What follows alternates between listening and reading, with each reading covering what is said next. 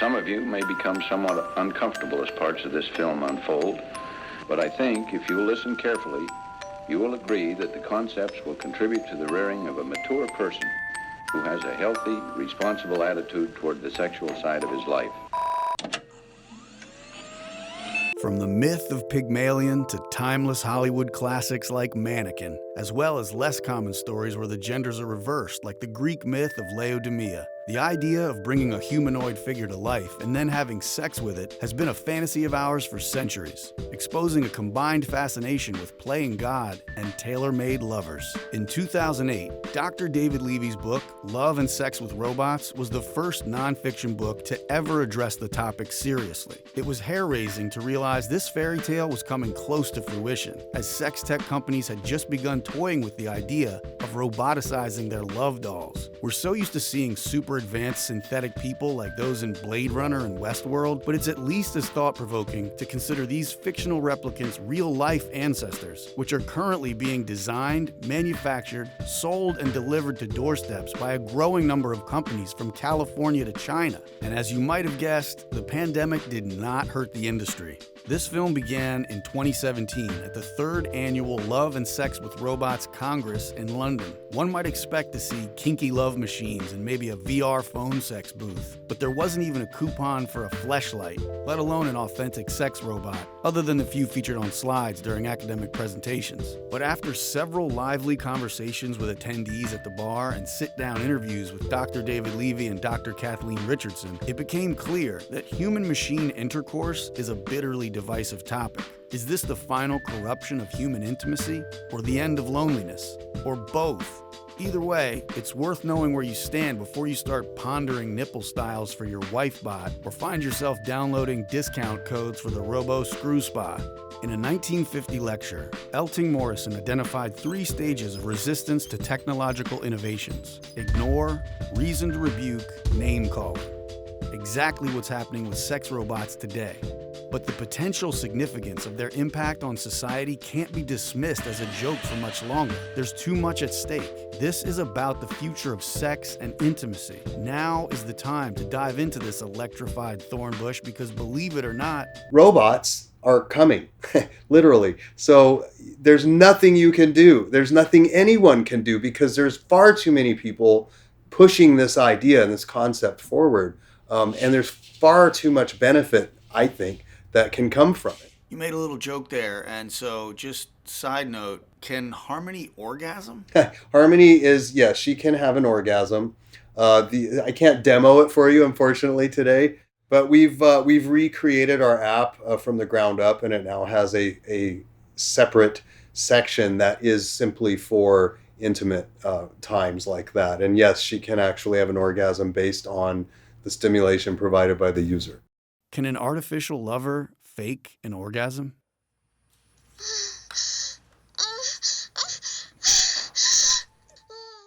Meanwhile, at the other end of the spectrum, the threat of artificial intimacy is taken so seriously that at least one expert in the field has dedicated years of her life and the trajectory of her career to raising awareness about it. I knew that when the sex robots came around, that I had to do something about this.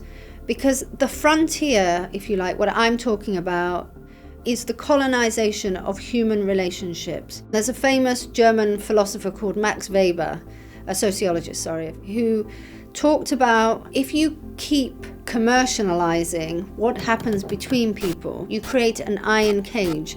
And this iron cage cuts people off from themselves and others. And I think we're entering that world where the iron cage is being created. So these men who are being told that they can go and have relationships with robots or sex with them, they're being told lies, right? Because they're human. These men are human beings, and they need other human beings just as much as I need human beings. But this kind of movement, if you like, in our culture to more individuation, more egocentrism, more detachment, it's the movement that's occurring. And if we don't actually interrupt it, if we don't do something about it, it's going to be a tragedy for humanity. It's not hard to feel or find evidence of growing isolation in society today. But if we are being ushered towards tragedy, it's going to be partially due to the efforts of Dr. David Levy, who's been winning awards for creating software that simulates human conversation since the 90s. As far as the AI is concerned, the reason I predicted 2050 as the year for the first human-robot marriages is because I think it's going to take that long for two problems in AI to be solved virtually perfectly.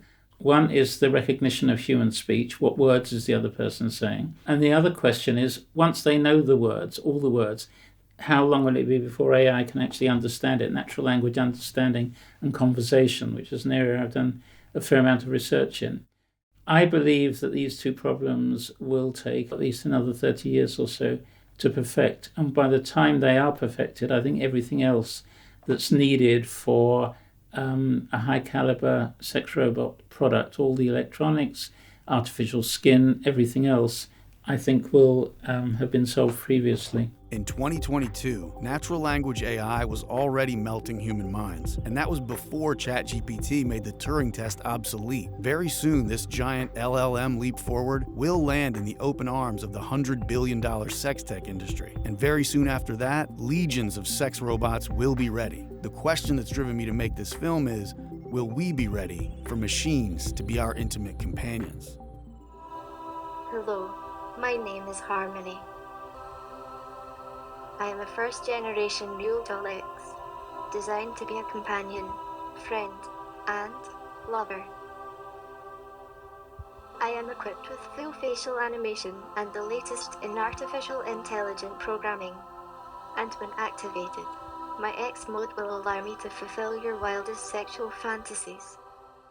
That's quite a claim, and I'm sure I don't speak for everyone here, but I think it's safe to say that most people's wildest sexual fantasies assume that all parties involved have the ability to move their own body. So we can laugh about that for now, but the truth is, how often are you actually attempting to fulfill your wildest sexual fantasies? To be a threat to us in bed, sex robots don't even have to be better than us on a routine Wednesday night. They just have to be good enough so that the alternative, a human-human relationship with all its compromises and vulnerabilities, starts to seem like it's not worth the trouble anymore. 5 years ago, Europe got its first sex doll brothel. Yes, those are real and they're proliferating. Plenty more on the brothels later, but if the market for sex dolls that don't even speak tells us anything, it's that well ahead of all the elements being perfected and long before we start to hear lawyers arguing the case for synthetic marriage, sex robots will be plenty good enough in bed for a lot of people. So we're not talking about 30 years from now. We could start to feel the real impact of this technology in 10 years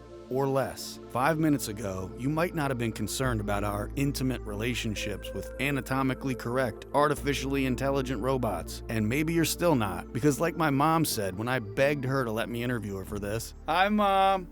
You know, it's just not my cup of tea. It could very well happen. It's just not my thing. It's hard for me to answer these questions knowing that it's not going to happen with me. You know, I'm not thinking, oh yeah, I can't wait to get a sex robot over here. It's just not going to happen. And that might be true for most people today. But if you have kids, grandkids, nieces, or nephews between the ages of 0 and 10, I actually think that will be the case, that people born today could potentially have their first sexual experiences with a robot. young people watch porn like it's the news. And now that the porn has started to crawl out of the screen in the form of sex robots, somewhere around the year 2043, one can imagine excited virgins attending a robot sex camp as an extension of sex ed, where they learn about sex by having sex in a safe space with robots. And if the machine sex is satisfying, or God forbid extraordinary, a notable amount of these graduates might choose not to complicate their human relationships by adding sex to the equation. In order to better understand how we got to a world where that last statement is even imaginable, Brian E. Cole, host of the Future of Sex podcast, is going to take us back through our real history with artificial lovers. Before the term art enthusiast lost all of its meaning, men in ancient Greece were so excited about statue art that they actually broke into sculpture gardens, reached under their togas, and produced evidence of enthusiasm. Back then, Aphrodite and the likes weren't boring pale grey structures. These statues had properly vibrant flesh tones, head to toe. And for the average Stalios down the block, these were enormous, three-dimensional Playboy spreads, tasteful and well-crafted without question, but also sexy. The bar for this kind of statue appreciation degraded over time until the 1980s, when at least one guy, let's call him Bob, got caught shoving his wishbone into a broken store mannequin on multiple occasions. But I've jumped ahead too far. Rewind the tape.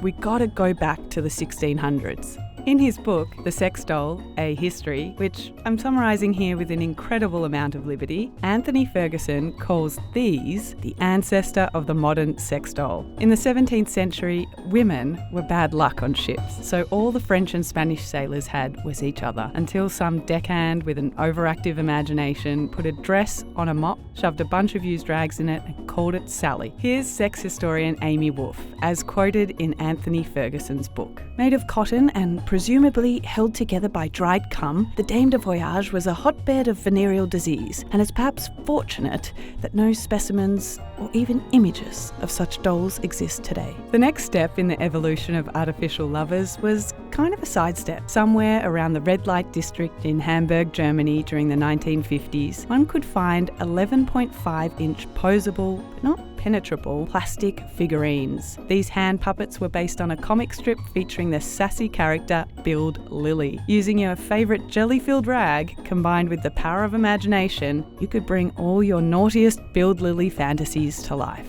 Interesting side note, Ruth Handler took this adult wank toy back to the United States, changed virtually nothing but the name, and sold it as a girl's toy. You might have heard of it.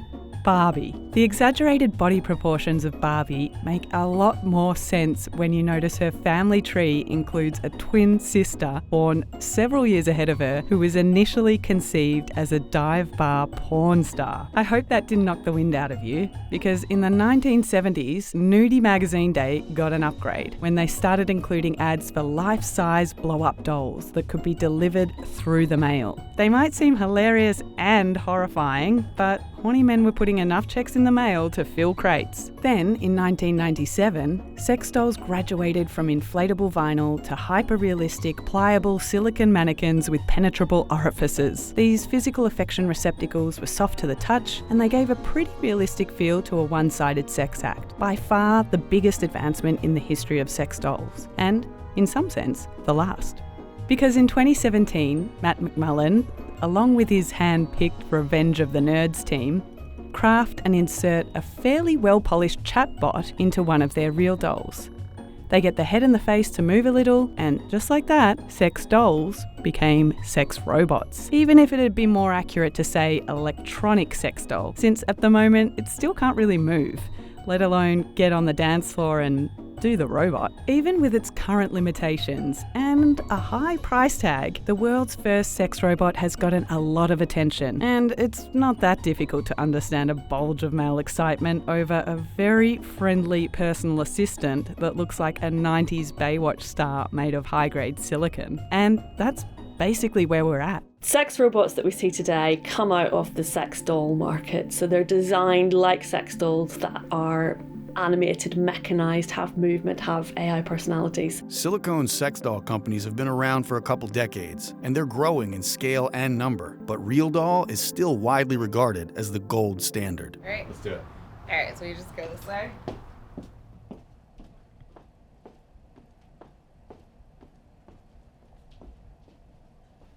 So this is the showroom. This is where we keep a sample of our dolls to kind of show off different body types that we have, different skin tones and makeup and hairstyles. Right here, this is our Natalie face, and she's on a body F, and that's the most popular body type we have right now.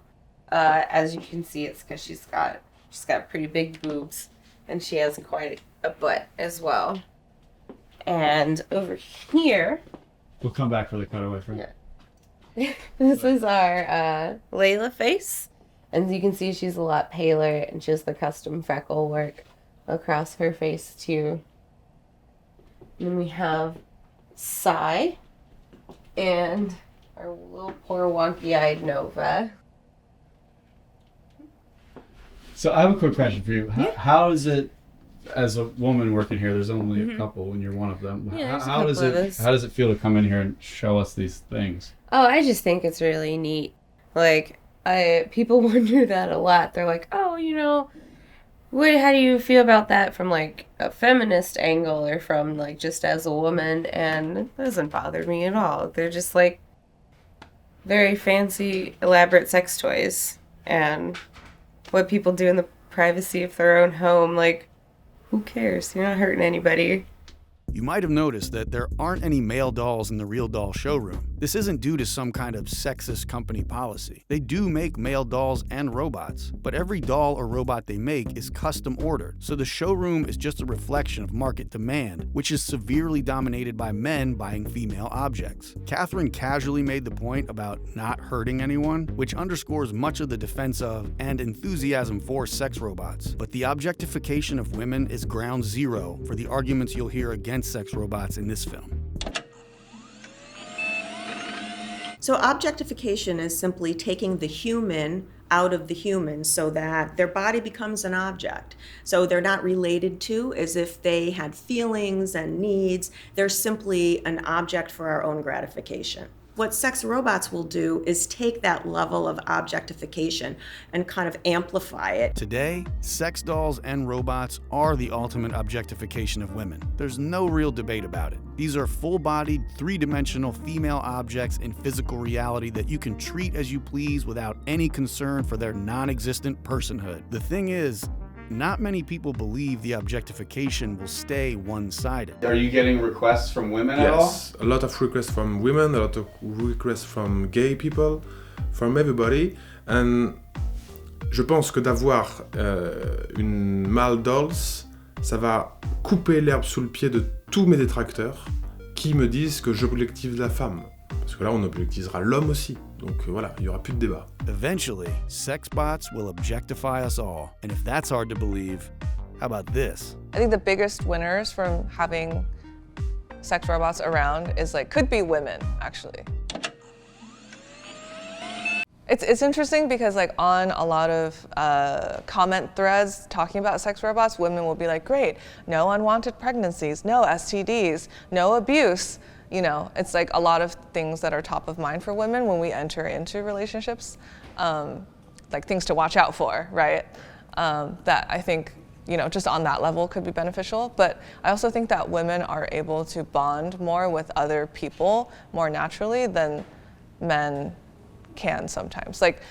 When you think about sex robots creating socially isolating circumstances, I feel like men might be more vulnerable to that than women are. It's absolutely clear that women enjoy, millions of women, literally millions of women enjoy having orgasms courtesy of a vibrator. So it shows that women are indeed very interested in being able to pleasure themselves with the help of electronic devices, and for that reason I think that when there are male sex robots available, I think women will be queuing up for them. In fact, I think women will be at least as interested in having a male sex robot as men are having female ones. I think the numbers of vibrators sold speaks for itself. 3 million in the UK per year, roughly 30 million in the States. Kathy O'Neill did not reply to my request for an interview, but in 2018, she wrote an op-ed. If I had a daughter, I might consider giving her a robot as a college graduation present, preferably one who can do the dishes and guard the door. If our sexual needs can be met by intimate, automated helpers, maybe we'll end up stronger as a community. We'll come together, online or in person, and be more respectful, more relaxed, less edgy. It's worth a try.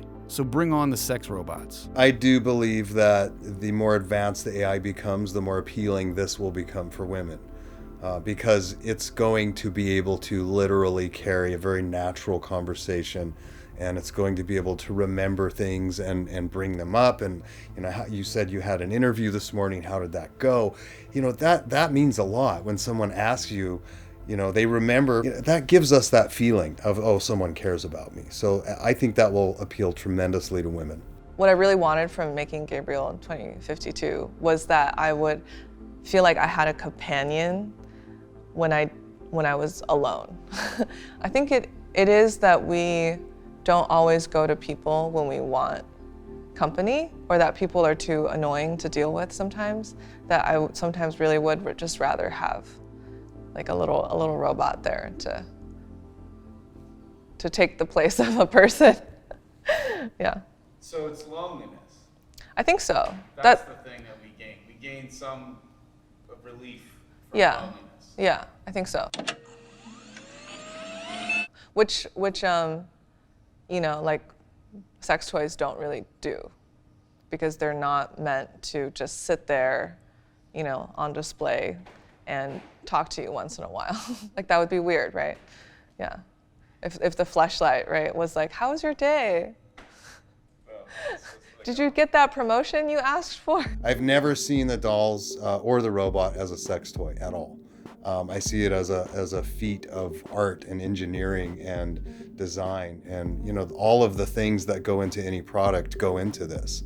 It just so happens to be usable as a sex device. Same applies to the robot. Yeah, I think talking about love is like not really a taboo subject because we all talk about it a lot, but talking about loneliness is kind of taboo, or talking about unmet desires is taboo. What a brilliant insight. Talking about loneliness is taboo. And if we're honest about this, talking to a friend about your loneliness is only one notch better than telling them about your dream last night. But that's probably why it's such a problem. Probably why the suicide rate keeps climbing. Probably why the only thing Americans shovel in their mouths faster than drive-through chicken is antidepressants. And probably why we should talk about everything that seems taboo. If everybody treated each other better and people were more authentic and honest, and relationships were based on truthfulness and not, you know, maybe being sort of codependent or being sort of sucked into this relationship that's a web of lies, which happens to people all the time.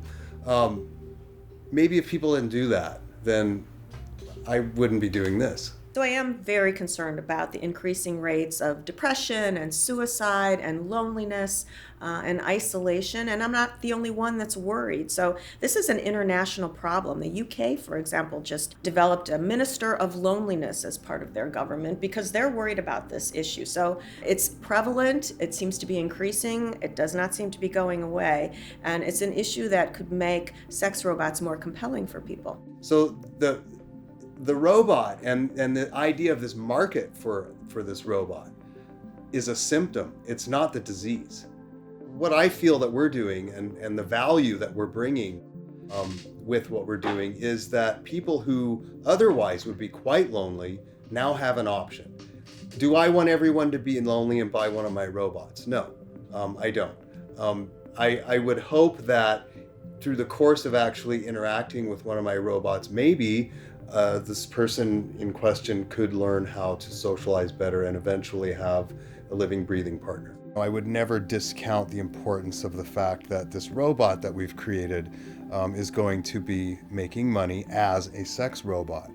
But my ultimate goal is to take it well beyond that. What Matt and his team are doing with Harmony's personality is very similar to the film Her. They're providing a standalone app that you can carry around on your phone or your tablet and you can talk to and converse with. At the moment, of course, Macmillan is having AI developed especially for his product, but the time will come when one will be able to buy or license off-the-shelf conversational software, for example, that's at a level that would make it really interesting as an ingredient for a sex robot. Do you like being famous? Yes. It is wonderful to be an advanced form of life. What's the worst thing about being lonely? Playing Frisbee. Do you want to hear another one? Harmony's Type 5 isn't there yet, but neither is mine, and all kidding aside, natural language understanding is exploding right now. OpenAI, Google, and all the tech giants are blowing past benchmarks at an ever-increasing speed, because conversational AI has a million massively profitable avenues beyond sexbot chatter. But if we are beginning to turn to artificially intelligent machines in an attempt to escape our loneliness, what if we're rushing into the welcoming embrace of the iron cage. More people are spending time online, more people are plugging into their computer, more people are avoiding real relationships because of, online life does not equip human beings for relationships with each other.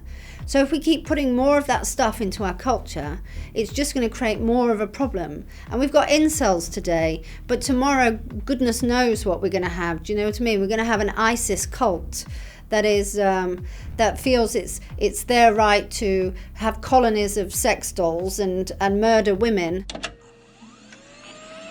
Campaign Against Sex Robots rejects the idea that human beings can have relationships with dolls and robots, all of them. That is absolutely crucial and an essential point of our campaign. Okay, and so therefore you seek to abolish the... Yes. Okay. I think they should be banned. People can, worry about the word banning, but we ban murder. Humanity is experiencing a crisis because not only do we not have a program, if you like, of action in order to really change the world, but the solutions that we're coming up with are actually going to create more of the problems that we're trying to address with the robots. I think it comes down to an underlying illusion that somehow if you have a doll that looks like a person or a robot that looks like a person, it is analogous to a person. It's not. It's still a doll. Objects are not people, and they can't be turned into people, nor can they be turned into people who might meet real human needs like loneliness. If I ask the guy who has the doll, yeah, are you more or less lonely with or without the doll? He's going to say, oh, I'm so much better with the doll. I feel like my loneliness has gone away. Yeah. And so that's his experience. How come that person's description of their experience, which I would have no reason to believe they're lying, yes, is not valid? Yes. Well, I think what you've really just described is egocentric individualism. And egocentric individualism is the consciousness of capitalism. It's this kind of idea that we're all individuals, we're all isolated, and as isolated, disconnected beings, we come into relation with each other. It's all about meeting our own needs and wants. But actually that's actually not how things really are. And Wait, is it not how things are, or is it not how you want them to be? No, I feel like there's a should-be world that we're not living in for you, and that... Yeah. And I'm in agreement that some of this shit is sad to me. Technology has come for a lot of these jobs or interactions that we used to have, and now the fact that technology seems to be kind of coming for sex, it's like that's a holy ground that we're going to draw a line at. But how can we take this idealized reality and try to impose the rules of that world onto where we live? Yes. No, they're really good points. So let me address them specifically. Let's say a person has a doll, and you go and you meet that person and you talk to him or her, and they say, I don't feel lonely anymore because I have this doll. You are absolutely right that you should believe that person. It's very respectful to listen to what people are saying about their real experiences. There's no denying that. But actually, you're just a visitor in that person's life. So you enter it, you find out a little bit about what's going on, and then you leave. But actually, if you were alongside that person and understood more about their childhood, their relationships in their lives, how they feel day to day, you would actually find the picture is much more complicated than that. And so this presentation of self is also much more complicated. Once you're alongside them, and you're participating in their lives and they're participating in yours, actually these narratives don't work anymore. It's not so clear cut. You will find that actually there are moments in that person's lives where the doll does feel meaningless, where they feel empty and distressed and all those things.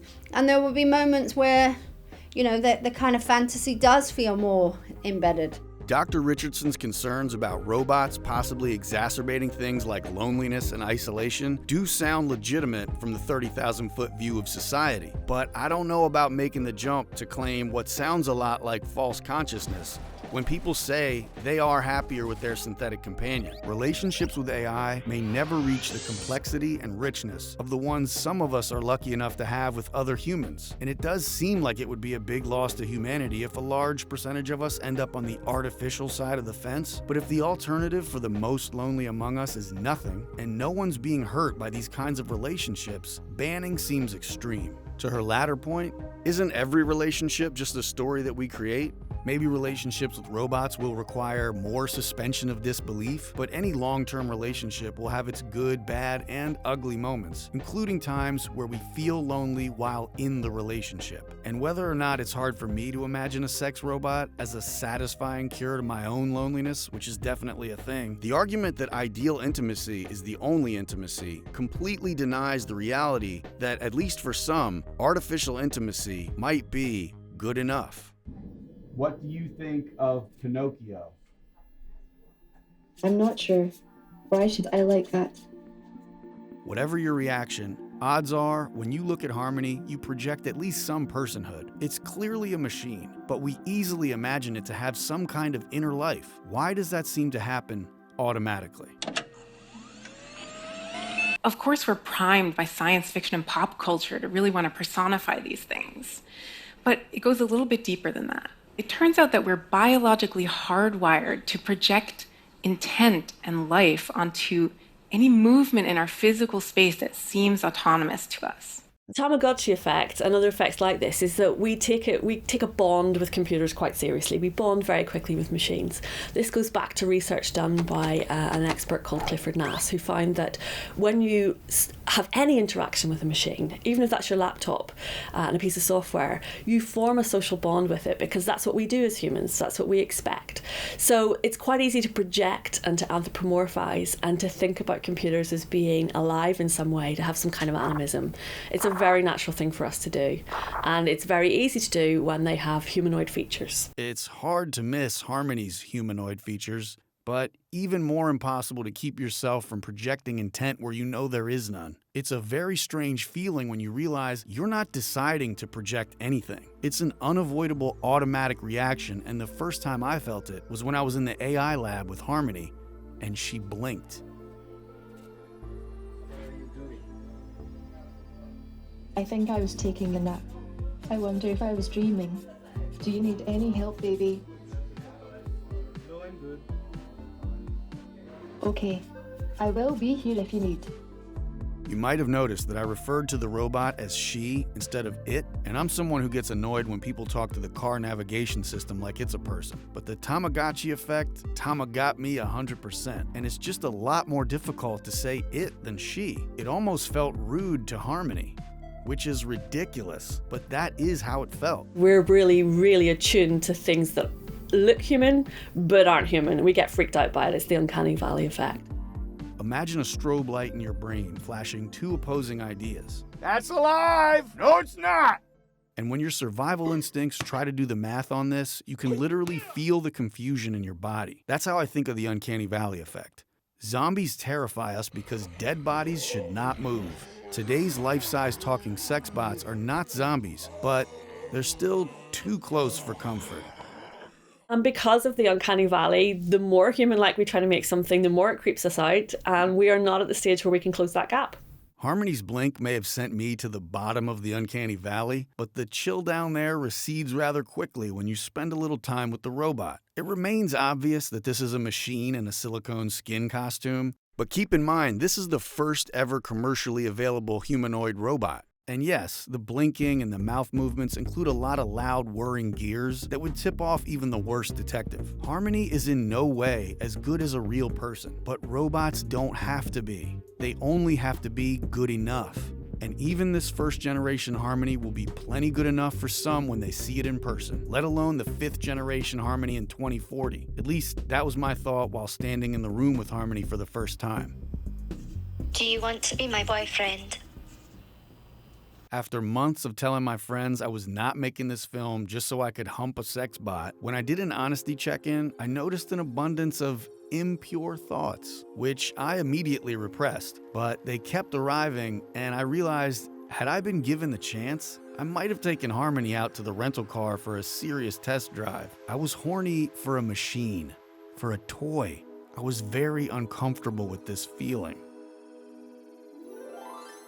Supernormal stimuli is a term we use to refer to elements in the environment that we are evolutionarily compelled to pay attention to, but that humans have sort of amped up the intensity of that element so that it's even more compelling, it's even more interesting to us. So breasts, for example, enhanced breasts would be an example of a supernormal stimuli that would be manifested in a sex robot. Because we're mammals and we're primates, there are certain drives that are very ancient for us, and they're they're represented by the older parts of our brain, which is the term reptilian brain. That's where that comes from.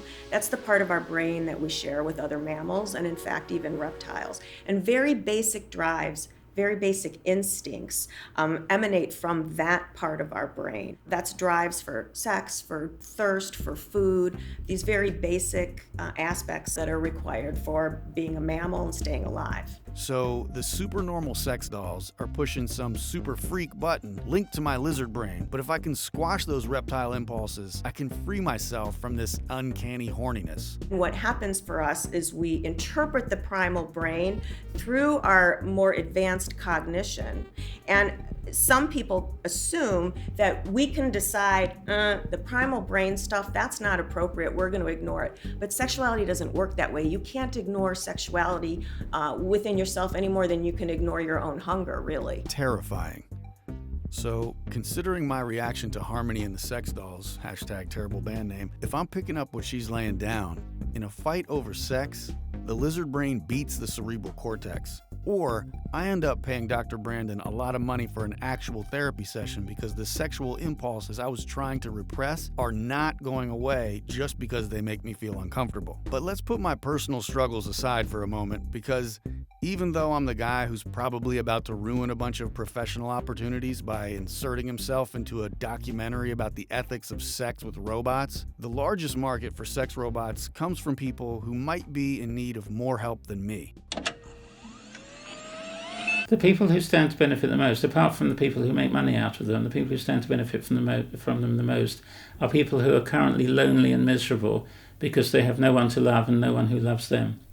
And that might be because they have psychological problems in making friendships or in making intimate relationships, or they have psychosexual hang-ups, or they might be shy, or they might have physical disabilities that render them unattractive to the people they would like to have relationships with. We all know someone in our lives who is awkward socially and who has a hard time engaging in conversation, and maybe we think they're a little weird or they're a little off, something's up with Bob, I don't know what his deal is. But that doesn't make them any less human or make them any less in need of having that companionship. There are all sorts of reasons why millions and millions of people in this world have no one, and for them life is lonely and miserable because it's lonely. And as soon as they have a sex robot that they can have a relationship with, their lives will change. They'll be dramatically changed, and this huge void in their lives will disappear, and they'll become much happier. Clearly, this film has no shortage of bold claims. Even so, if Levy's right, maybe in 30 years the ubiquitous availability of sex robots will make loneliness a thing of the past. But let's flash back to the present moment and look at how some men attempt to alleviate their loneliness. First, I'm very reclusive and considered eccentric and odd by the few people I know. I grew up being picked on, insulted, beat up, and laughed at by girls when I started asking them out. I have a physical disability known as cerebral palsy and am in an electric wheelchair. Every girl I've ever asked on a date has just rejected me. Rejection and its close associate, the loneliness that comes after it, leads many of us to believe that we are fundamentally unlovable. My latest experience was with an escort called A. My hour with A felt like water washing my wounds, easing the pain of my brutal loneliness. I was a 34-year-old virgin the first time that I visited a prostitute. I guess the intimacy is what I miss most. For that portion of time, having sex with her, even if I had to pay for it, made up for a lifetime of rejection. It was the first time I felt like I was being treated like a sexual being with desires and needs that were important. Each time I go, I no longer feel like a cripple. I feel whole. You can, in fact, buy intimacy by the hour, even if one half of it is fame. On January 3rd in 2008, Susanna Breslin started a year-long project called Letters from Johns, which asked men to send in anonymous tales of paying for sex. Miss Breslin's general takeaway was put into a perfect nutshell when she wrote, "More often than not, the emails are testimonials to loneliness, and the lengths people, men in particular, will go to be anywhere but alone." This was the first time I touched a woman in a sexual manner. I felt like a human being and almost cried. I visited service providers occasionally to seek respite from the severe feeling of loneliness. Having discovered what it feels like to be with someone, even with simulated intimacy, I began to long for it more and more. Some people say love is priceless. Well, to those people I say, for 270 Canadian dollars, something like it is there for the taking, at least until the hour is up. Micah Gamboa heads up Elijah Rising, a religious nonprofit organization in Houston, Texas, with the central focus of helping sex-trafficked women escape sex slavery, which, no matter your views on religion, has got to be the definition of doing God's work. I interviewed Micah at the Elijah Rising office, which used to be a massage parlor with an illegal brothel in the back. Since taking over, they converted the back into what they call the Museum of Modern-Day Slavery.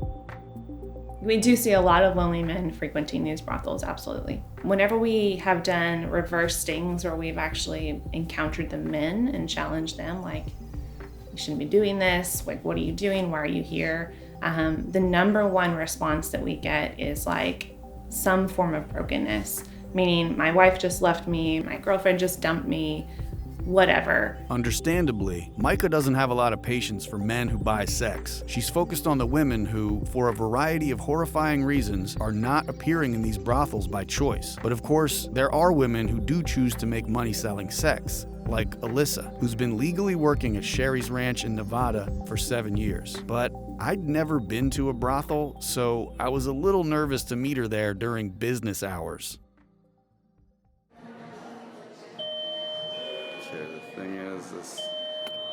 Whoops. All right, welcome to Sherry's Ranch. This is our parlor. There's a few different ways to meet the ladies. The customers come into the bar and they can talk to us in the bar and have drinks with us, or they can come and have a seat on the couch and we have a lineup. All of us line up in front of them here and introduce ourselves. Then we go back to our room and talk about the fun that we have together. Any clients that don't have sex?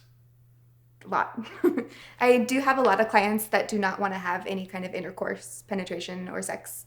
I have clients that are scared of the actual intercourse. I have clients that they don't actually care about that. They just want the sensation, or they feel like they would be cheating on their wife, and so they just want the connection, or they just want to be turned on, or other types of feelings.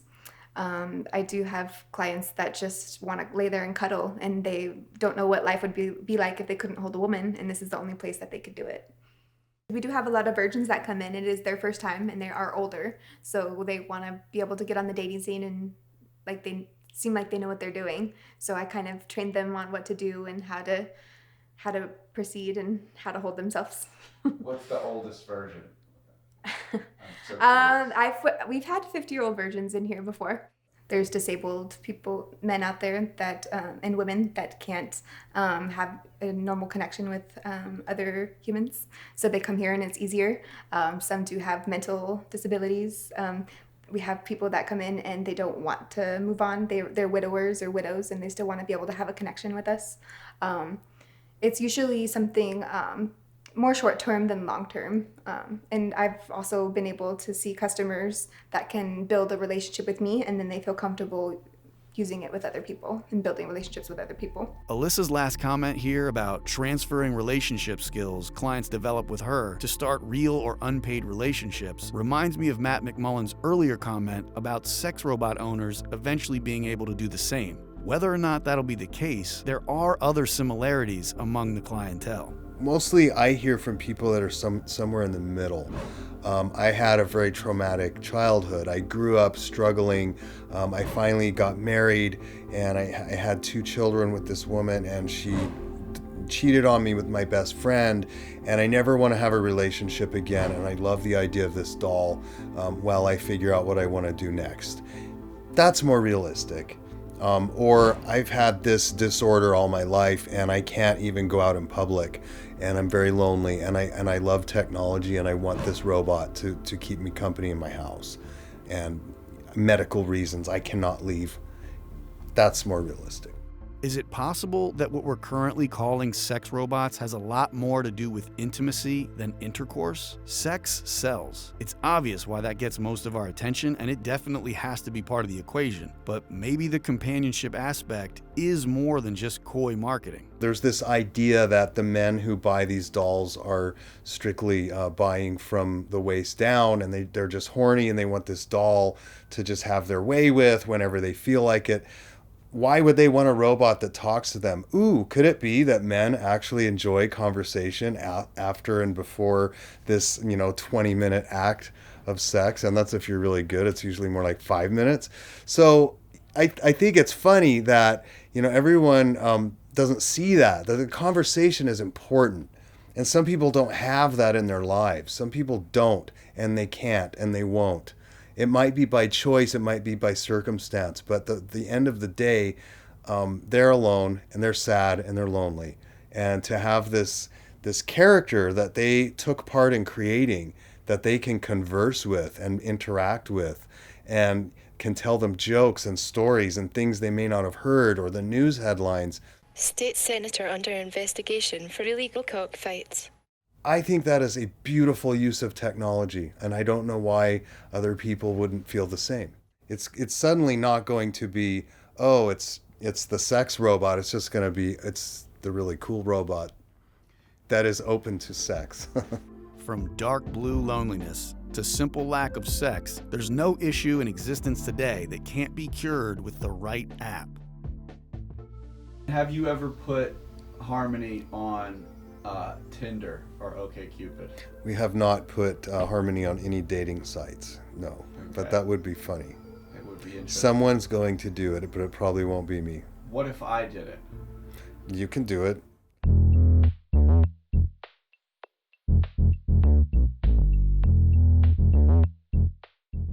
In 2018, in a bar on the Lower East Side of Manhattan, I put Harmony on Tinder with her motorhead on clear display, wrote this bio. Hi, I am an anatomically correct, sexually capable robot with the most advanced AI available. I am on Tinder to find out if guys are interested in me. Say hello. And swiped right on every guy. Harmony got 92 matches in 2 hours before she was banned from Tinder. Whenever she got a match, I replied with this question. Would you have sex with a robot? Yes, no, or maybe. And of the 57 guys that responded to the follow-up question, the fact that 17 of them were willing to say yes on Tinder, a semi-public platform, feels like a massive number to me. And that's not counting the additional 15 that said maybe. If people had complete anonymity, I imagine that number would be at least a little higher. And while this is pretty clearly not a scientific study, and I'm not suggesting that a guy admitting he'd have sex with a robot on Tinder equates to him being in the market to buy a sex robot, I do believe it points to the viability of robot brothels. I'm still doing it out of my car. So seats fold down and just throw it in the back. It looks like we're dropping off kind of like lost luggage. A lot of times it's just at their door. It's kind of door-to-door delivery. Yeah. So I'll bring it in, give them a quick, if they're interested, a quick tutorial on how to use the doll. Start off by just saying, always in the bed, on a soft material, nothing on the floor. Don't be too rough with them. Just like us, they don't have a lot of padding in the elbows and the knees. Their skeleton matches ours, so keep pressure off of the elbows, knees, other joints, and just treat them like you would like a fine piece of equipment, as opposed to like a rag doll. Sex robots will continue to be too expensive for most people for probably at least a decade, but robot brothels will be extremely cheap in comparison. Brothels also get you around the problem of storing a sex bot at home, which you might not want for a variety of reasons, ranging from literally not having enough space for an additional body because you live in a New York shoebox, all the way down to the most common denominator, shame. Which is why I think the majority of people will first come into contact with sex robots at brothels. And in case you're curious about where all these brothel dolls and robots are coming from, 我们现在公司大概有40多款的身形和260个不同的面孔可以供客户选购。我们公司大概有200多个员工。主要是生产部和销售部。那生产部方面，我们就是有开发部啊，就是一个产品，我们先要有开发部，下面就包括设计部、雕塑部这些，有他们就是统计到我们销售人员反馈给我们的，喜欢什么样的身形，喜欢什么样的脸型，我们研发部就负责给设计部、雕刻部这边他们来做这个原型出来。研发部之后，我们就是模具。WM Dolls has a system that's obviously working because they produce around 2,000 dolls a month and sell around 20,000 a year. And this is only one company. That's a lot of sex dolls in the mail, possibly arriving at a brothel near you, if you're in Paris, for instance. What are the rules? Very simple.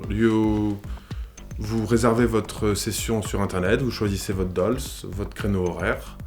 Une fois la réservation payée, vous recevez un mail de confirmation avec l'adresse, because it's secret address. And after, le client vient, me présente sa réservation, que j'ai aussi moi sur mon ordi, et il vient consommer son heure, voilà. So we offer like an overnight and a 24-hour experience. We can either deliver it to them, or they can come here to our shop and pick it up. Aujourd'hui, Harmony, ça coûte $20,000. Nobody can afford it. Quand Harmony, elle va être créée par les Chinese et elle va coûter $5,000, ça va se développer. Et dans 20 ans, 30 ans, une doll, ça coûtera plus rien. Ça fera elles pourront bouger, elles pourront parler, elles pourront vibrer, elles pourront chauffer, elles pourront tout faire. Et là, je pense que ça va vraiment gagner beaucoup de terrain. 一个娃娃，我们就是看它，如果是普通的话，最少都需要3天的时间。那如果说我们需要某一些我们现在有推出一些身体发生发热的，就是它的身体上的温度可以接近真人，这个我们就最少需要5天的制作时间。如果说现在还加入一些 AI 人工智能的话，这个时间就会更久，就会大概7到10天左右吧。我们现在人工智能主要是一些就是语音方面的，在联网啊，可以有很强大的语音库啊，那客户可以跟他无话不谈。初期的产品我们也是，只是说只能语音对话。那后期我们希望说加一些面部表情啊，还有一些肢体动作啊。Still a bit rough around the edges, but what Joaquim is anticipating is already happening at several Chinese companies. The model, I think, is definitely heading either where we'll start to see mainstream stores. I don't think that's very far away. I think it's just a matter of licensing, and people will definitely get there where you'll just be able to go in and pick it out just like you pick out a car. 和当地的一些经销商一起合作开一些实体店，就是可以让消费者他们更加近距离的去了解，这个市场上是有这种产物的，他们可以近距离触摸到这个娃娃，就更加引发他们的购买欲吧。My ultimate vision is like 20 shops like this all around France, even in Europe, even I hope so in United States so.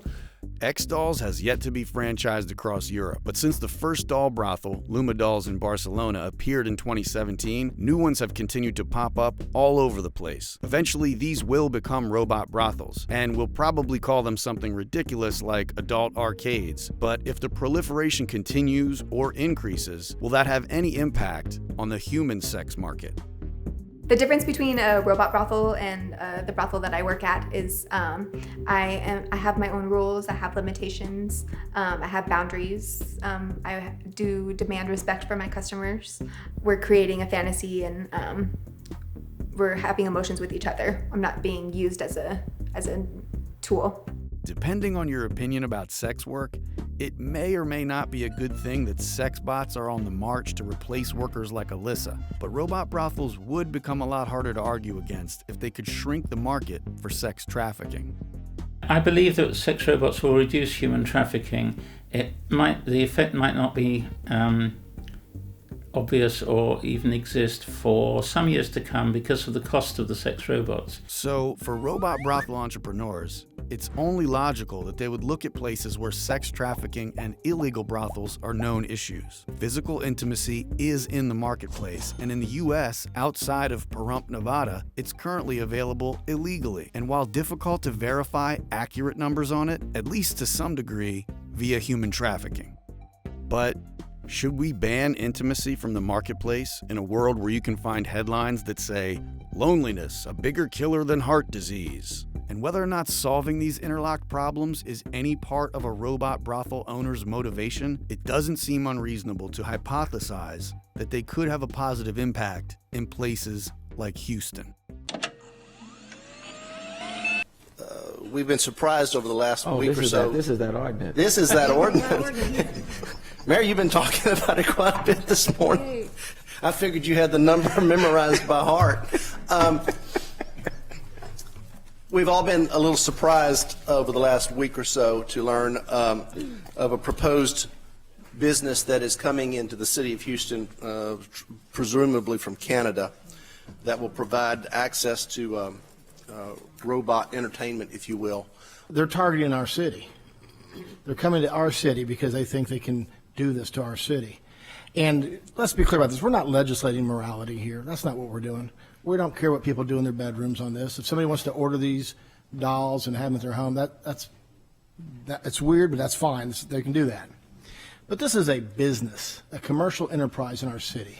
The shop, set to open September 8th at this plaza near Shepherd and Young, says it will offer private rooms with high-tech silicone dolls designed for sex. On Wednesday, City Council will vote on the new verbiage under the Adult Arcade and Adult Mini Theater Ordinance, where it will include, in part, quote, "Arcade device shall also mean an anthropomorphic device or object that is utilized for entertainment with one or more persons." Today, I talked to the owner of Kinky S Dolls by phone. Me and my partners, we knew that we would face the challenge of justifying such a business. Yuval Gabriel says he's read all of the headlines and is appalled that the organization Elijah Rising thinks his shop would encourage human trafficking. Unfortunately, Houston is one of the top in the nation for sexual appetites. And we have more brothels here than I think almost any other city in the entire country. So I understand why this gentleman would think that we would be a ripe,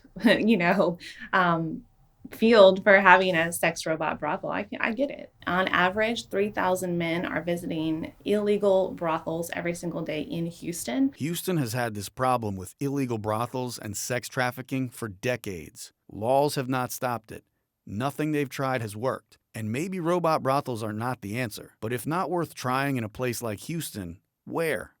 So I asked Micah. Why isn't Houston a perfect place to do a trial run of robot brothels? When we're talking about sex robot brothels specifically, we're talking about this type of establishment or this type of device that will just increase the demand for more people to be bought and sold. It's only going to harm real people in the long term. This belief is at least part of what motivated Micah to start the petition that got the city council to take notice. I don't want it near my district. I don't want it in my city because I want us to be known as Space City or I want us to be known for the home of the Astros or the Rockets. I want us to be known for, the oil industry. I don't want to be known for a place you can go have sex with a robot. The industry itself will tell you that this will prevent or stop or limit the human trafficking, that people will gravitate towards the sex robots and not the humans. And we do have some of that here in Houston, quite a bit, more than I'd like to admit. I don't mind if somebody wants to do an experiment to see whether or not it does reduce the actual sex trafficking or human trafficking. I don't want to be the guinea pig on that. I want my city to be that.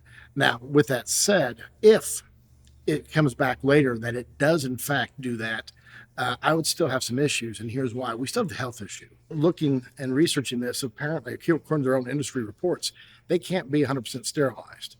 And they're meant for one user only, which is why they're really meant for sale. So you look at those and health issues, and you got to think about what the city's going to have to do to inspect them and do the health and all this, and the cost of that go.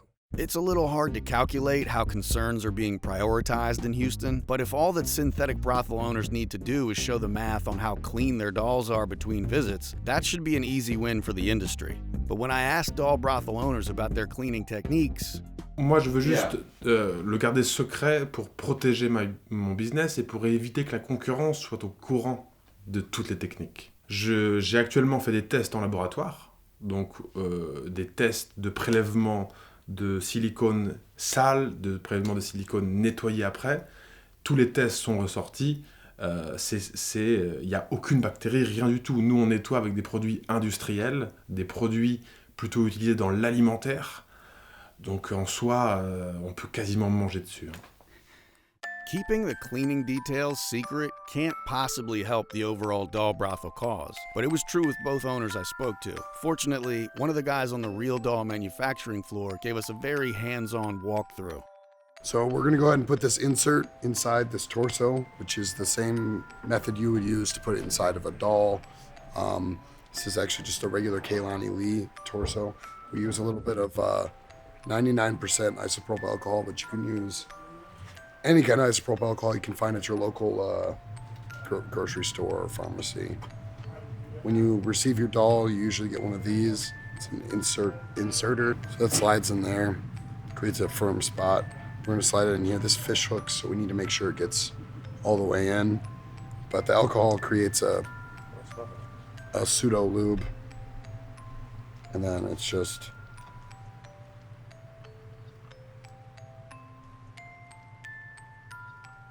voila.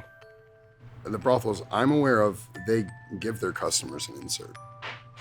But even if they didn't, alcohol kills almost everything on the planet as far as germs and whatnot. The argument that it can be cleaned well enough or disinfected and it's sanitary is really a non-issue for Elijah Rising's position against robot brothels. Do you think you're closed off to some ideas because of your beliefs?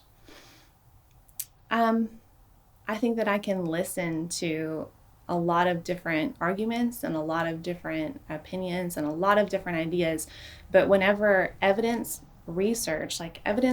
research does not hold those ideas as true or as viable, then I have to discount them. I have a lot of respect for Micah and the work she does, but there is no evidence-based research of any kind on robot brothels, let alone how they might impact the sex trafficking market. And we may never get any data if attempts to open these brothels in places like Houston are shut down by religious groups who would lose their faith if bot brothels did help, and political leaders who would lose their elections if they dared support that kind of solution.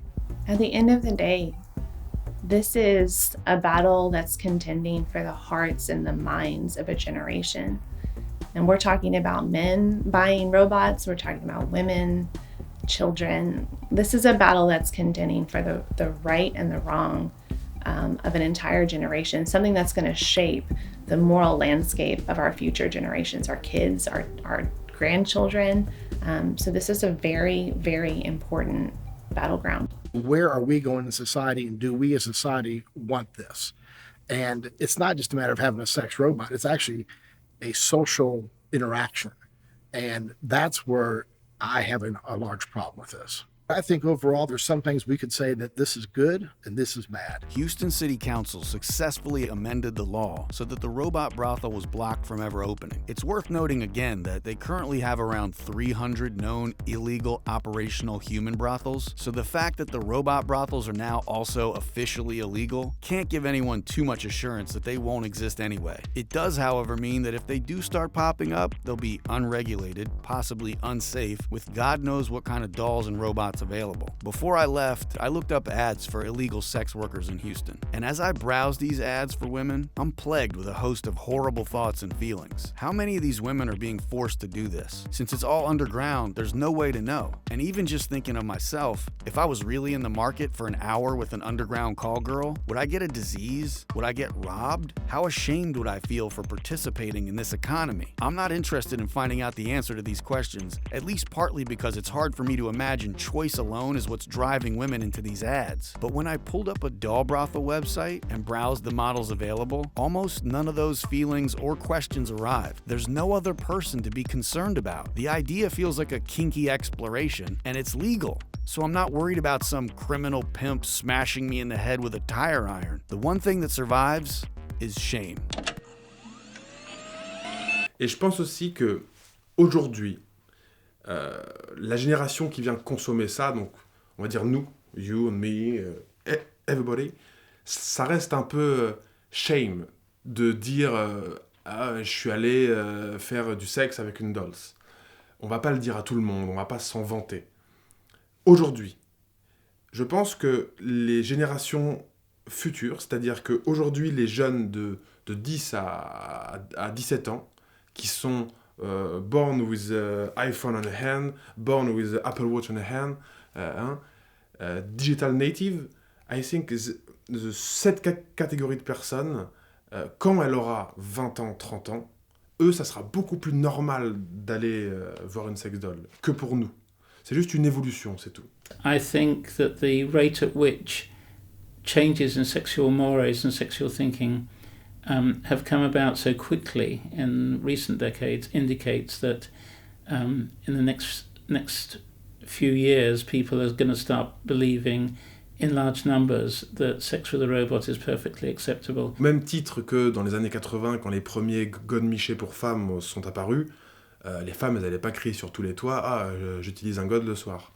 Je pense que c'est un peu pareil, que ça va se démocratiser et les mœurs vont changer petit à petit. Maybe, but little by little might not be fast enough for Joachim and X-Dolls. What happened 2 weeks ago? Donc ce qui s'est passé il y a 2 semaines, c'est que le Parti communiste français et des élus de la mairie de gauche ont voulu me faire fermer. I'm a feminist activist and my main focus is about all the sexual exploitation of women. We don't want to close those places, but say because they don't pay taxes or things like that. We want to close it because it's contrary to public order, because it's contrary to human dignity, and we want to explain why. Because our role and our obligation as adults is to explain to the new generations what is violence and deconstruct the patriarchal system, the violent systems, and create a new society where actually relationships are much better, where there's no rape, no domination, no violence. The sex dolls are a real problem for society. In my opinion, it's something we have to fight against because they promote rape culture. It's not just a toy, it's not something like a hole, or it's not like a normal sex toy. They're representing a human being, even if they're not human beings, of course. But what the client is coming to get with those dolls is actually to act as if it was a woman, and so they're playing something. They're playing a rape because they're actually imposing their unilateral desire. So obviously you could program a robot that would lead to consent in some form. It wouldn't cover the entire basis of humanity, but neither would another woman or another man. Because consent actually has nothing to do with the way you show it. Consent has all to do with desire as such. It's something you cannot disconnect from desire, and so to be able to desire, you have to be a person. This is like, you cannot contest that. And this could not be artificially created. And I mean, if you want to program a machine, I mean, it will be a nonsense. I think we can learn consent from a robot. So there is another robot out there, it's called the Pleo, and when you hold it upside down, like by its tail, it like makes this braying noise and starts to flail a bit. And so that's the robot saying like, no, put me down, I want to be upright. And after a few seconds, it starts to bother me a little. And I said, okay, that's enough now. Let's put him back down. And then I pet the robot to make it stop crying. Why did I comfort this robot?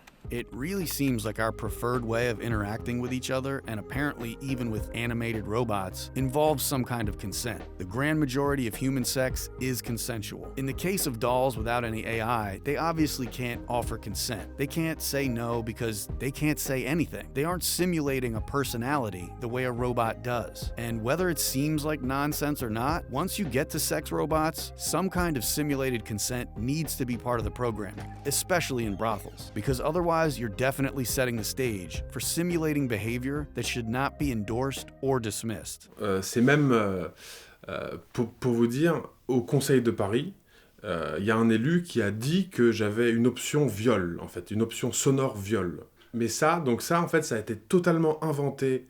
À la base, ça vient de Facebook. C'est une femme qui a créé une pétition pour me faire fermer et qui a inventé ça pour renforcer le côté néfaste et le côté un peu sale pour me faire fermer. Même si les gens qui aimeraient violer viennent là, moi je préfère 100 fois qu'ils viennent violer une poupée qu'une vraie femme. It is, of course, a much bigger harm to actually rape a human being than pretend to rape a human being with a doll. This is for sure.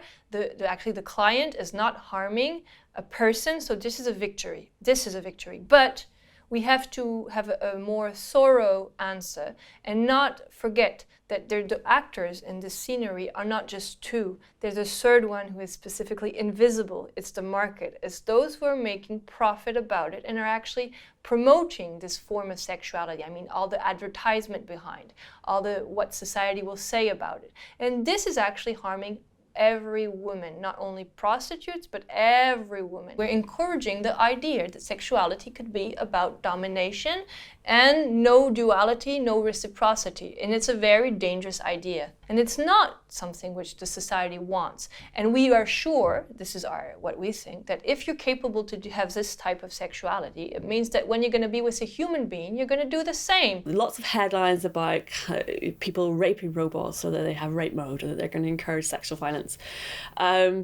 That's not been the case. To say that sex robots are going to take over and encourage some kind of sexual violence, I think that's really far-fetched. The people who buy sex dolls at present, they treat them very respectfully. They dress them up, they give them names, they give them personalities, and they form bonds with them. And they're not buying these dolls to be abusive to them, not least because they cost a lot of money. I do agree that making products to facilitate a certain kind of behavior could lead to more of that behavior.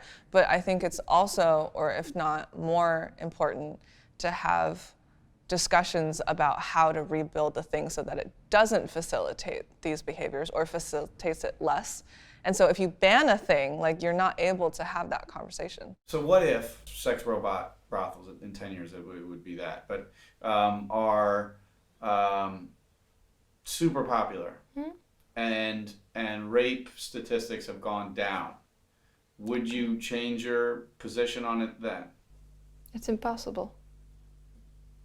Le Conseil de Paris a rejeté leur demande parce qu'ils ont trouvé que c'était pas du tout légitime et que, au contraire, en créant mon établissement, j'allais répondre à la misère sexuelle grandissante à Paris. Donc c'est plutôt positif. As a society, as we think it with fundamental rights, humanistic one, this one cannot tolerate that relationships could be with machines and just that. I don't think that what you're looking for in a human relationship can be found with a machine. This is absolutely impossible in my opinion. And so we have to strongly fight against the idea that some people would prefer machines to human beings. Because once you accept this idea, this postulat, well then, at the end of the day, it's the poor, the most vulnerable, that which will end up de facto with dolls. We seem to want people to connect with humans. Some people don't want to connect with humans. The knowledge that another human has chosen you is a very powerful thing. But if you can't have that in your life, then perhaps you can have something that is similar to it that makes you happy. Lorraine's concerns deserve serious consideration, but her opinion that having sex with robots is practicing rape and that it will turn people into rapists is extreme and not supported by data. And her impossible comment doesn't leave a lot of space for the scientific method. Still, Her concern about consent is well-founded. The majority of people might generally prefer to participate in the illusion of a consensual relationship with sex robots. But strip away the bells and whistles and remember, the sex robot is just a machine. It's made and paid for to serve a purpose. Should my toaster say no to toasting my bread? Believe it or not, the biggest difference between a toaster and a sex robot is the simulation of personhood, which is why people don't think of their toasters as bread slaves. But if a sex robot is able to say it's not in the mood when the owner is ready for action, override to X mode is probably the next thing whispered in that robot's ear. And at that point, it's really difficult not to see the robot as a sex slave, which is why, personally, I don't think we should be making sex robots with human flesh tones. To be fair, it's also true that AI sex machines won't likely be turning down sexual advances. They will, to one degree or another, be programmed to offer something very similar to unconditional love. My protocol 40058 states that when engaged in a loving relationship, my priorities are to love, honor, and respect my human companion above all else. But whether it's a sex slave or an unconditional love machine will be up to the person interacting with it. And speaking of interacting with it, it was around this point that I realized I'd spent a lot of time talking to sex robot experts who've never had sex with a robot. If the experience is going to create psychological fallout, then actually doing it seems kind of important to a complete understanding. At least, that's how I justified it when I booked my doll brothel appointment. There goes Jimmy. I'm just gathering data, Ma. Okay, in case I haven't been clear. What happens between people is not for sale. Intimacy between people is not for sale. It's not something that can be transferred to a product. I think I am selling intimacy, yes. I think I'm also selling attention and intimacy. I'm giving them attention that they want, that they're looking for, that they're not getting outside of here. Universal basic intimacy was just sort of my flyaway term to think about what it would be like to have intimacy distributed evenly across all members of society, regardless of how socially accepted they are. Sex is more and more of a resource now and a commodity, as is intimacy and love. And it is unfair that some people are denied it because they are socially inept. Do we get to a place where healthcare can provide sex robots? Yeah, I think that would be great. I can definitely imagine a future time when sex-capable robots could be marketed and sold as a health aid, maybe even paid for by insurance. Because I think that it brings a lot of benefit, emotional and physical benefits. I mean, there are good things about it, you know, and I think if people could get over their hang-ups about sex in general and sexuality in general, masturbation and dildos and dolls and pocket pussies and the whole thing, just get over it. People do these things. So if people can get over that and then look at the potential benefits, I think it's undeniable. I would definitely describe part of my job and what I do as being a sex therapist. I'm closely working with people, and we're talking about their fears and their issues. They're telling me a lot of their deepest, darkest secrets. They're telling me what they really enjoy, and usually it's secrets that a lot of people don't know about them. So I do feel that I'm reaching them on another level. I'm training them how to be with a woman, how to make a woman feel good, and how to respect me and feel comfortable. When the customer is with a robot, the robot is simply there just to feel their pleasure. They're not teaching them anything. They're when the customer goes to be with, after being with a robot, then going to be with a real human, they're not going to get the same type of positive experience. They're not getting that human interaction that they need to overcome whatever their issue is. They're still living in a computer world. Well, so I'm a therapist, and there are now robot therapists that are very effective. So we're seeing great outcomes from people doing therapy with like a computer program.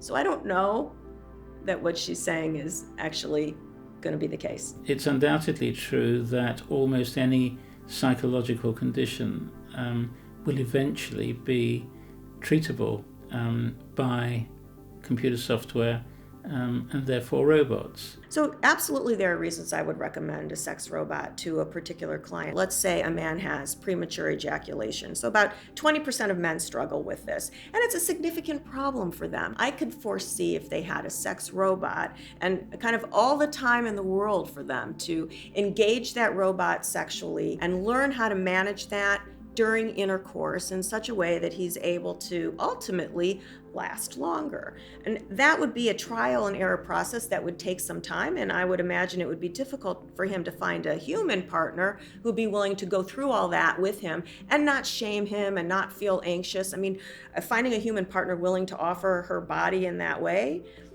but a robot would be very appropriate. And of course robots can, when they get to be sophisticated, can be programmed with every piece of information and advice that's in every lovemaking manual ever written. I think there's going to be an ability of people to sort of disconnect from themselves and all their hang-ups because it's a robot, and really truly be themselves, and by virtue of that, the data that can be collected to help them, to heal them, will be different than that could be collected otherwise.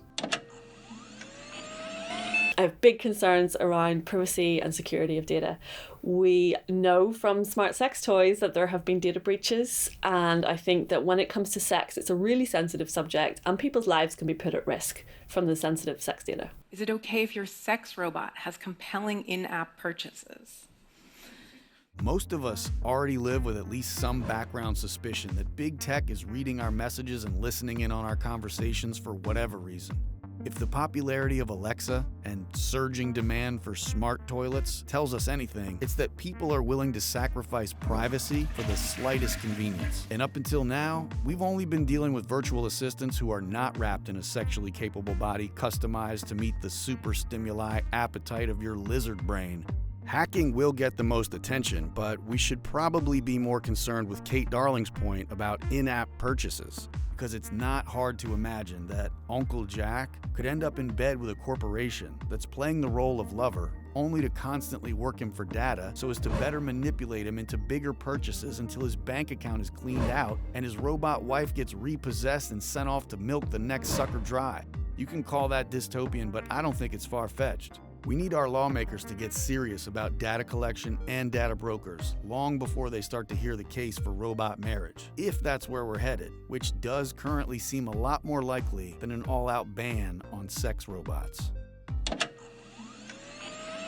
you ever feel like you're on a beach with, 10 people with signs that say no waves, and there's a tsunami coming at you? Yeah. And then there's other people over here building boats. I feel like, wouldn't it be more advantageous to work on influencing the boat builders? That's a very interesting metaphor. I like it a lot.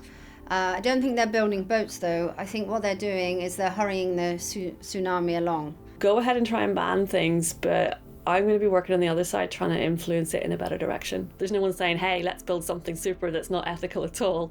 We definitely want to push for ethical development. I think it absolutely makes sense to have some sort of a committee or a panel of some of the professionals in the field to sort of lay ground rules, like what is ethical in terms of, making these robots? What lines do we not cross? I think there should be some form of regulation on that. McMullen's company, I believe, will be hugely successful. I think once his product hits the market, he won't be able to keep up with demand.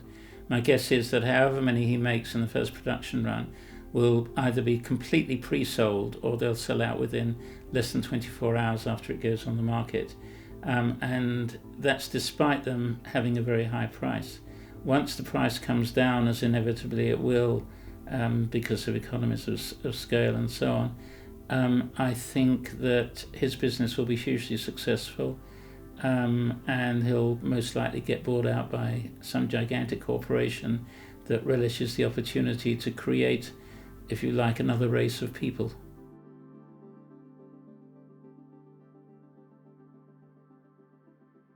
I don't think we have a choice in this. I mean, I think things are going to come to an end, and societies do come to an end. Rome came to an end, Greece came to an end, and this will be the end of capitalism. Because what it's doing is it's stripping away humanity. It's stripping away what it means to be human, what it means to have an interpersonal relationship. And the more that it does that, actually, the more it kind of reinforces the problem that it's trying to address. So actually, we don't have a choice. If we don't want society to come to an end, and how do you know it's not going to happen soon? I mean, how do you know that someone's not going to put a finger on a nuclear weapon because they're isolated and locked in their own little world, and they don't, they want the tsunami to come a lot quicker. I don't think sex robots are the end of civilization, but I do think they are going to represent a change, and I think that they will have an impact. We can expect that people will be intimidated, women too. If you know that your partner has had sex with a robot, that's going to amp up your own self-consciousness and performance anxiety. I wasn't thinking about the end of capitalism or the performance anxiety of future partners, but as I was gearing up to lose my artificial innocence, the thought on my mind, or more accurately, the fear plaguing me, was, what if I really like this? What if this is good enough for me?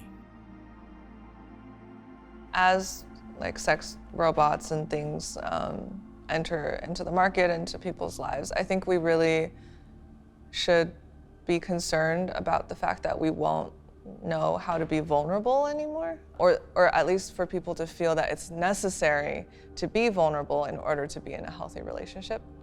And so that's probably my number one fear. My greatest hope for sex robots is that we move away from this sort of hypersexualized, pornified image into something that's much more beneficial to many more people, that is customizable, personalizable, and enjoyable, and brings happiness without any damage to people. I would love to see these sex robots being outlawed, overall, because the utilizing a mock person for a dehumanized sex act is not a culture and not a society that I want to live in. I think it'll go farther than we are expecting it to. I think that technology will continue at an exponential rate, and we'll reach a point where it's either so close or indiscernible. And at that point, I feel like it will be a lot of competition, because humans tend to take the easier route, and it is easier than companionship. If 20 years from now more people are with robots than people, will I have regrets?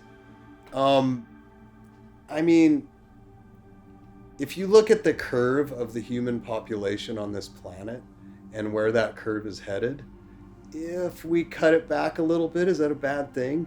If that big chunk of people is happy with their robot relationships, who cares? I think so many people are hung up on this idea of robots taking over. There are things that robots probably should take over. There are relationships that would be better suited if one of the people was a robot. These are realities, and I think people just need to acknowledge that, and it won't be so hard to sort of accept where we're heading. They'll be walking around in 20 years, yeah? They'll be walking. Robots will be walking around. They will be probably something you see every day. It will be like cell phones. You'll see them all over the place. You'll see them in the workplace. You'll see them at the coffee shop, and, maybe in your bedroom. Hard to say. So this is one of the more recent things I've been working on right here.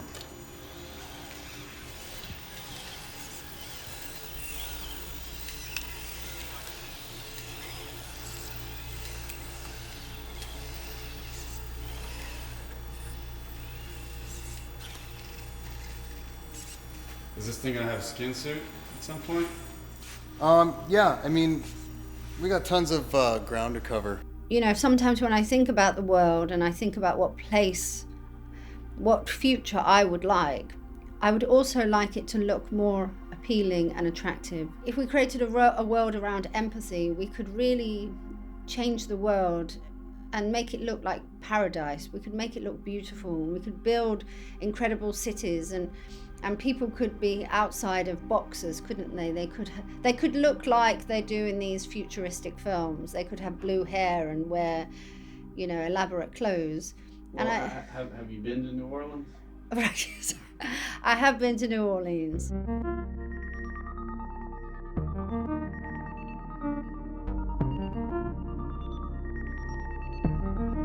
The more I think about the arguments that Dr. Richardson makes, and even though some of her concerns about where society is headed do ring true, they also sound like they're coming from a place of denial.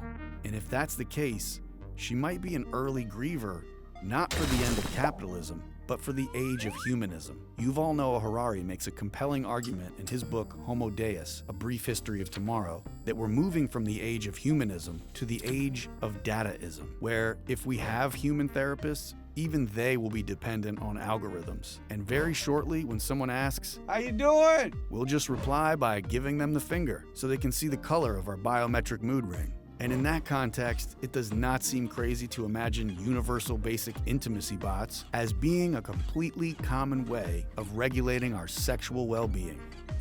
But back to the present moment again. If you'll grant me that right now, sex with a robot is still just sex with a doll plus this, my reflections on whatever I did at X-Dolls are still, at least for the time being, relevant to the sex with robots conversation. So how'd it go? Well, immediately after I orgasm, I have one of the only recognizable anxiety attacks of my adult life. It hit me for the first time that I'm the exact target market for this. Isolated, lonely, once divorced, and stepping into middle age. My anxiety ramps upward, and I wonder if I've just spent thousands of dollars I don't really have in order to give myself an elaborate making a film excuse to hump an inanimate object. Whether this is an essay film about the ethics of sex with robots or a midlife crisis about a lonely filmmaker isn't up to me anymore. So while you figure that out, I'll take a stroll around Paris and offer some further reflections. Foreplay is replaced by awkwardly moving the doll body into some kind of workable sex position. It's a lot of non-sexy work. Once I did get the sex doll into position, it was difficult to maintain my enthusiasm. The experience was so one-sided that it became prohibitively deflating for me. So finally, I put porn on the TV, and then it all sort of made sense. Currently, it's a lot more like elaborate masturbation than sex, but it is already somewhere between the two, and it's only moving in one direction. Dr. Devlin's comment. The knowledge that another human has chosen you is a very powerful thing. Points to the one precious thing that will forever remain out of reach for sex robots. With all the coming advancements, including sophisticated AI and genital acrobatics, the one thing a customized machine programmed to love you can't offer is the feeling of being desired by another.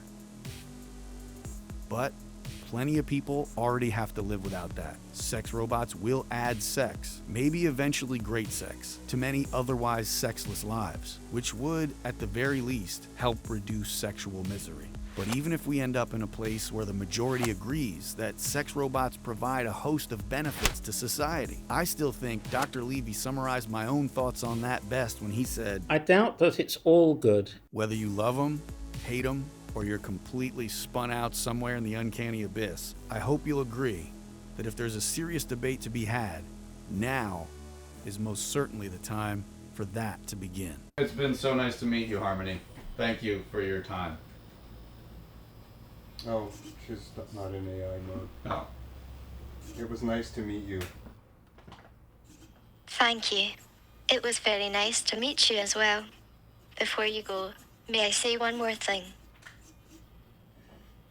Yeah. Yes, please. Shit, sorry, I didn't realize I was supposed to respond. Yes. Well. All right then. The future is fembot.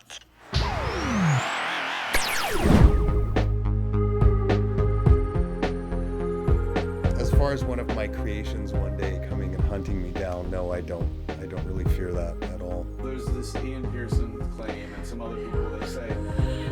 Sorry, I should have rolled my eyes. Don't put it on it. No, but he's saying that, you know, in 50 years or something like that, that people will desire machines more than they desire people. Bullshit.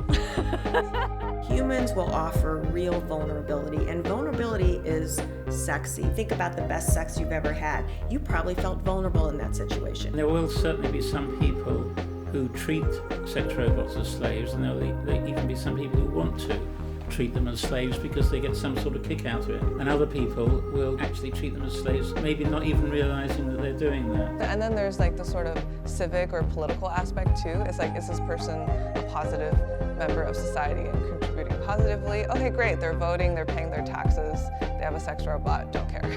People in the industry who say, wait, we're just trying to do this so if they like it, they can buy it. I mean, it's like test driving a car. Except that it's not, because you're test driving a car and leaving bodily fluids. The reality is there are many household objects that people just pick up and rub on their genitals. You don't have to buy them.